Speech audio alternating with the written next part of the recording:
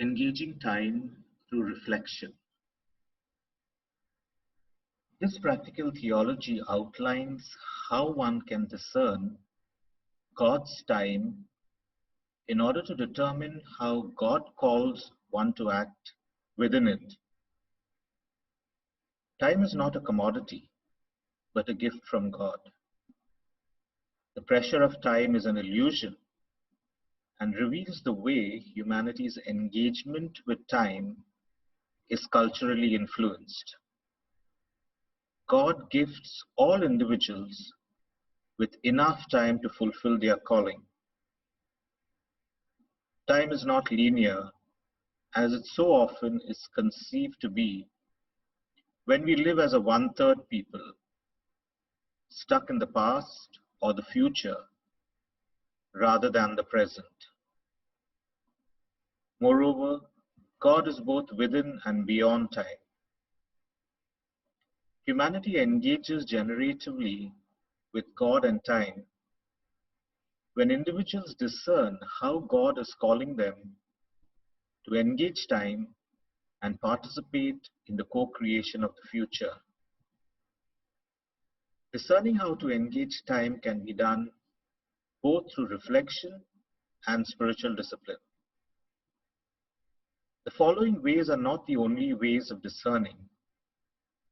Rather, they are a starting point for those who wish to redirect their engagement with time and those who seek to recommit to engaging time in a divinely inspired rather than culturally constructed manner.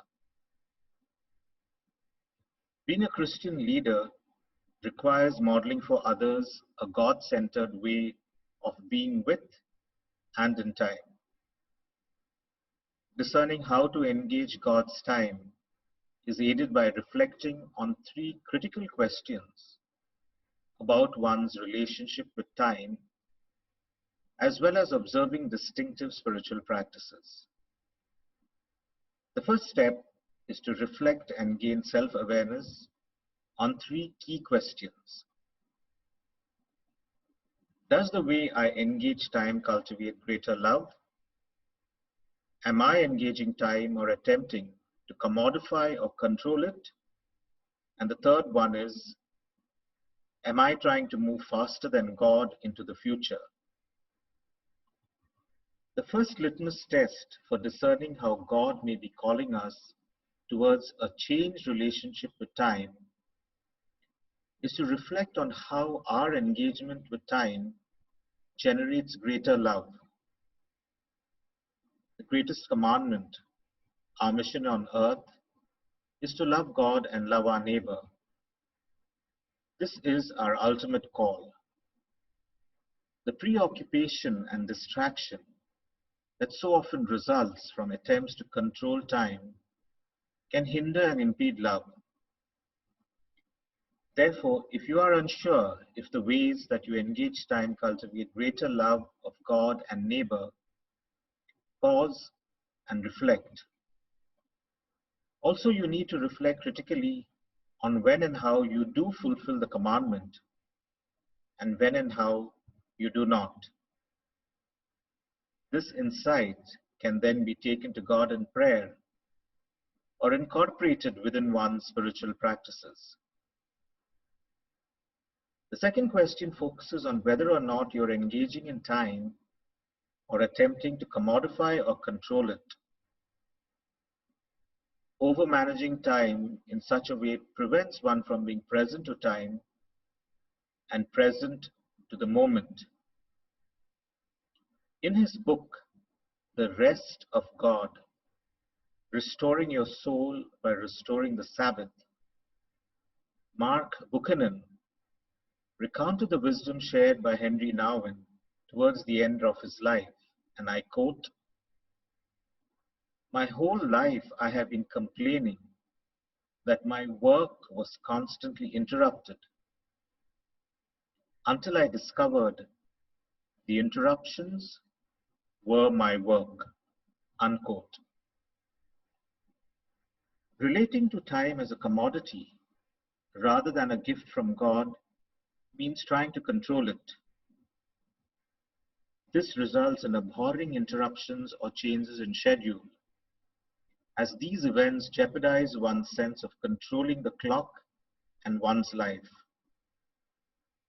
Controlling time by living highly regimented lives with discrete times for God, time for ourselves, time for renewal, or by fearing or fearing interruptions is not how God calls us to engage time.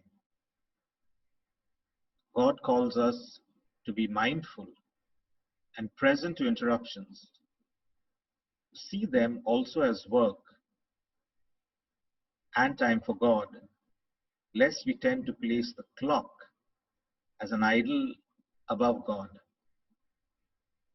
The third question elicits reflection on whether or not we are living as a present tense people. This is considered by asking ourselves, am I moving too fast into the future?